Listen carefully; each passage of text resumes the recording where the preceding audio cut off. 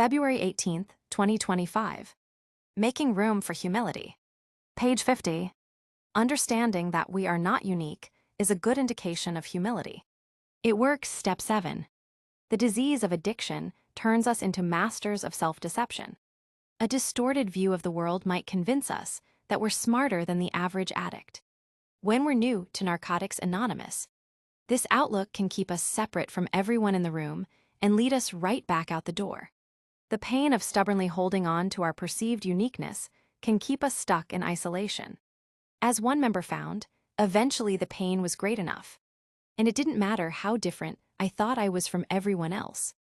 I was an addict, and if I didn't want to die, I had to start doing some work. Step 7 shows us that, in surrendering the defect of denial, we can let go of arrogance and pride, creating room for humility and identification within the fellowship. We can see our humility grow when we can sit in a meeting and naturally hear the similarities rather than our differences. When we trust a loving higher power to remove our shortcomings, we begin to make space for our true selves and develop a sense of our place within an NA community. Regardless of how long we have been clean, how old we were when we got here, or our career status, we remain teachable.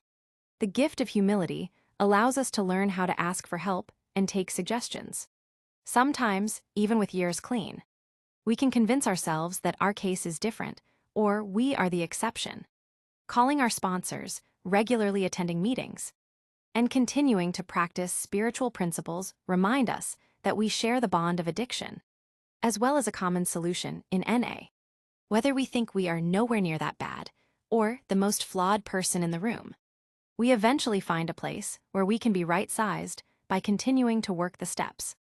Today, I will be grateful for freedom from the sharp edges of my uniqueness and find opportunities to identify with my fellow addicts.